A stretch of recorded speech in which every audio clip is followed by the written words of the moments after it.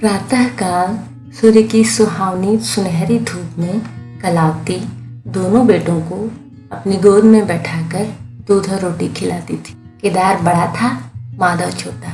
दोनों मुंह में कौर लिए कई पग उछल कूद कर फिर गोद में आ बैठते और अपनी तोतली बोली में उस प्रार्थना की रट लगाते थे जिसमें पुराने कवि ने किसी जाड़े के सताए हुए बालक के हृदय उद्गार को प्रकट किया है। माँ उन्हें चुमकार कर बुलाती और बड़े बड़े कौर खिलाती। उसके हृदय में प्रेम की उमंग थी और नेत्रों में गर्व की झलक। दोनों भाई बड़े हुए, साथ साथ गले में बाहें डाले खेलते थे। केदार की बुद्धि चुस्त थी और माधव का शरीर। दोनों में इतना स्नेह था कि साथ साथ पाठशाला जाते, साथ साथ खाते और साथ ही साथ रहते थे। दोनों भाइयों का ब्याह हुआ। केदार की बहू चंपा अमित भाषिणी और चंचला थी। माधव की बहू श्यामा सांवली सलोनी रूप राशि की खान थी। बड़ी ही मृदु भाषिणी, बड़ी ही सुशीला और शांत स्वभाव थी। केदार चंपा पर मोहे और माधव श्यामा पर रिझे, परंतु कलावती का मन किसी से न मिला। वह दोनों से प्रसन्न और दोनों से अप्रसन्न थी। उसकी शिक्षा दीक्षा का बहुत अंश इस व्यर्थ के प्रति में व्यय होता था कि चंपा अपनी कार्यकुशलता का एक भाग श्यामा के शांत स्वभाव से बदल ले। दोनों भाई संतानवान हुए। हरा भरा वृक्ष खूब फैला और फलों से लद गया, किंतु दोनों अप्रसन्न थे। माधव को धन संपत्ति की लालसा थी और केदार को संतान की अभिलाषा। भाग्य की इस कूटनीति ने शनह शनह द्वेष का रूप धारण किया, जो स्वाभाविक था। श्यामा अपने लड़कों को संवारने सुधारने में लगी रहती, उसे सिर उठाने की फुर्सत न मिलती। बेचारी चंपा को चूल्हे में जलना और चक्की में पिसना पड़ता। यह अनीति कभी कभी कटु शब्दों में निकल जाती। श्यामा सुनती, उड़ती और चुपचाप सह लेती, परंतु उसकी यह सहनशीलता चंपा के क्रोध को शांत करने के बदले और बढ़ाती। यहाँ तक कि प्याला लबालब भर गया।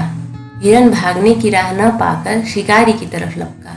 चंपा और श्यामा समकोण बनाने वाली रेखाओं की भांति अलग हो गई। उस दिन एक ही घर में दो चूल्हे जले, परंतु भाइयों ने दाने की सूरत न देखी और कलावती सारे दिन रोती रही। कई वर्ष बीत गए। दोनों भाई जो किसी समय एक ही पालथी पर बैठते थे, एक ही थाली में खाते थे और एक ही छाती से दूध पीते थे, उन्हें अब एक घर में, एक गांव में रहना कठिन हो गया। परंतु कुल की शाख में बट्टा न लगे, इसलिए ईर्ष्या और द्वेष की धधकी हुई आग को राख के नीचे दबाने की व्यर्थ चेष्टा की जाती थी।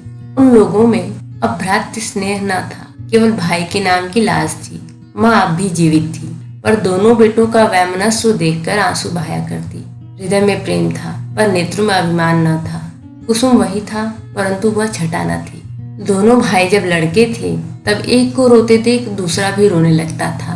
तब वे नादान, बेसमझ और भोले थे। आज एक को रोते हुए देख दूसरा हंसता और तालियां बजाता। वह समझदार और बुद्धिमान हो गए थे। जब उन्हें अपने पराये की पहचान न थी, उस समय यदि कोई छेड़ने के लिए एक को अपने साथ ले जाने की धमकी देता तो दूसरा जमीन पर लौट जाता और उस आदमी का कुर्ता पकड़ लेता। अब यदि एक भाई को मृत्यु भी धमकाती तो दूसरे के नेत्रों में आंसू न आते। अब उन्हें अपने पराये की पहचान हो गई थी। बेचारे माधव की दशा शोचनीय थी। खर्च अधिक था और आमदनी कम, उस पर कुल मर्यादा का निर्वाह। हृदय चाहे रोए पर होंठ हंसते रहे, हृदय चाहे मलिन हो पर कपड़े मैले न हो। 4 पुत्र थे और 4 पुत्रियां, और आवश्यक वस्तुएं मोतियों के मोल। कुछ पाइयों की जमींदारी कहाँ तक संभालती। लड़कों का ब्याह अपने बस की बात थी, पर लड़कियों के विवाह को कैसे टाल सकते थे। 2 पाई जमीन पहली कन्या के विवाह की भेंट हो गई। उस पर भी बाराती बिना भात खाए आंगन से उठ गए। शेष दूसरी कन्या के विवाह में निकल गई। साल भर बाद तीसरी लड़की का विवाह हुआ। पेड़ पत्ते भी न बचे। हाँ, अब की डाल भरपूर थी, परंतु दरिद्रता और धरोहर में वही संबंध है जो मांस और कुत्ते में। इस कन्या का अभी गौना न हुआ था कि माधव पर 2 साल के बकाया लगान का वारंट आ पहुंचा। कन्या के गहने बंधक रखे गए, गला छूटा। चंपा इसी समय की ताक में थी। तुरंत नए नातेदारों को सूचना दी, तुम लोग बेसुध बैठे हो, यहाँ गहनों का सफाया हुआ जाता है। दूसरे दिन एक नाई और 2 ब्राह्मण माधव के दरवाजे पर आकर बैठ गए। बेचारे के गले में फांसी पड़ गई। रुपए कहाँ से आए? न जमीन, न जायदाद, न बाग, न बगीचा। रहा विश्वास, वह कभी का उठ चुका था। अब यदि कोई संपत्ति थी तो केवल वही 2 कोठरियां जिनमें उसने अपनी सारी आयु बिताई थी, और उनका कोई ग्राहक न था। विलंब से नाक कटी जाती थी।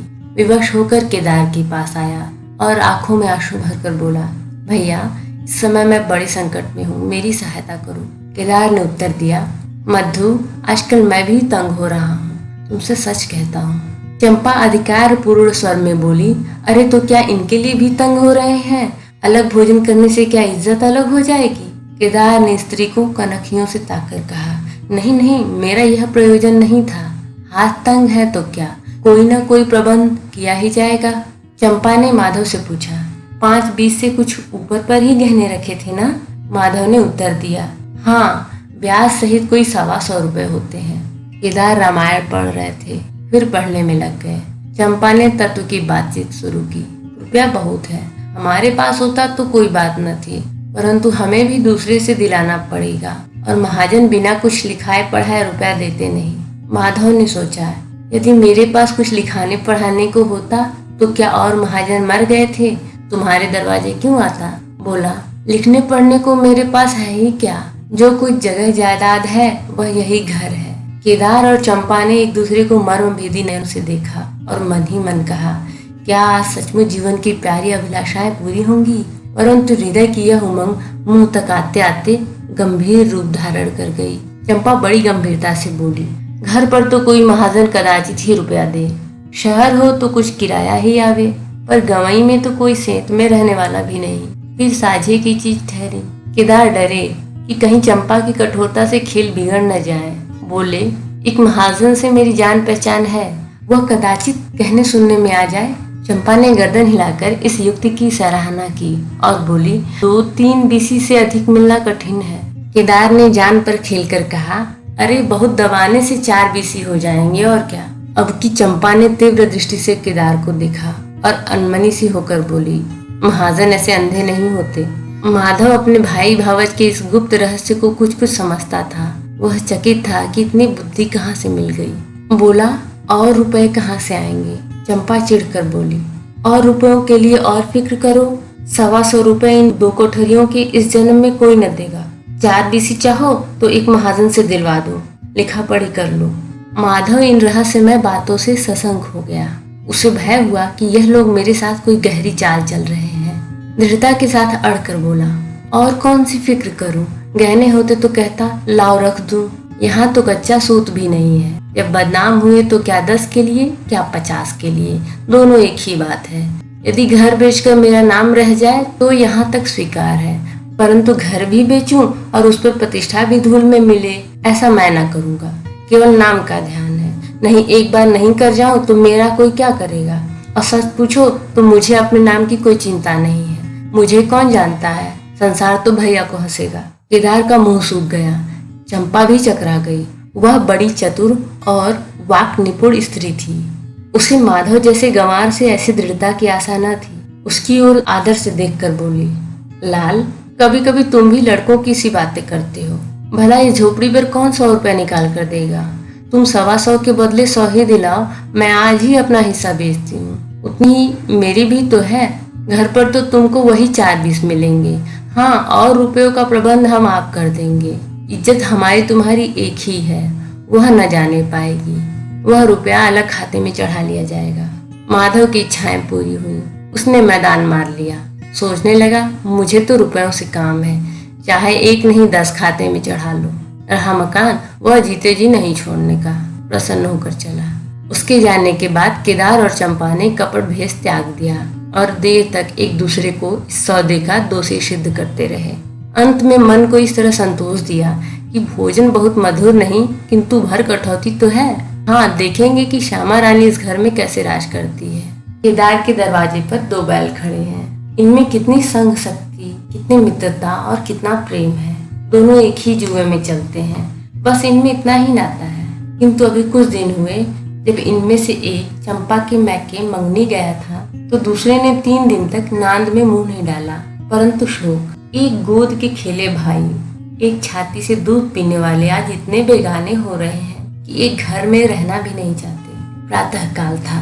केदार के द्वार पर गांव के मुखिया और नंबरदार विराजमान थे। मुंशी दाता दयाल अभिमान से चारपाई पर बैठे रेहन का मसविदा तैयार करने में लगे थे। बारंबार कलम बनाते और बारंबार खत रखते, पर खत की शान न सुधरती।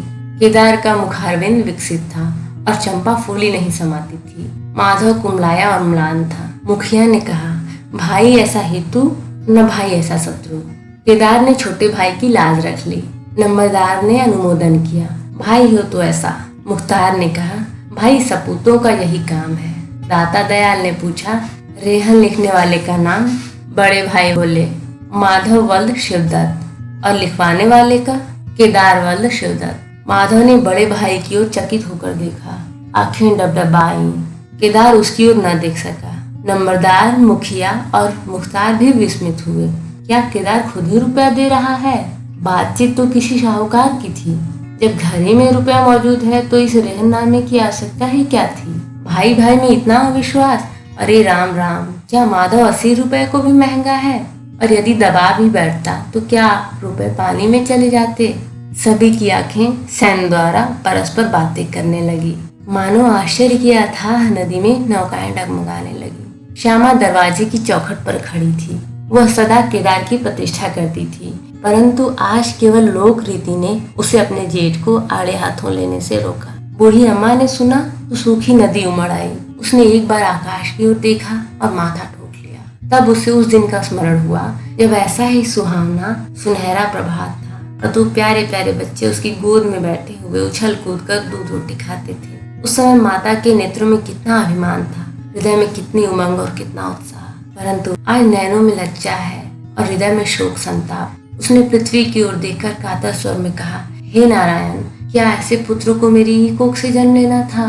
तो आपने सुनी दो भाई मुंशी प्रेमचंद की यह कहानी मानवीय चरित्र के विभिन्न पक्षों को प्रस्तुत करती है। अगर आपको भी हिंदी कहानियां सुनने का शौक है तो हमारे चैनल के साथ बने रहिए। धन्यवाद।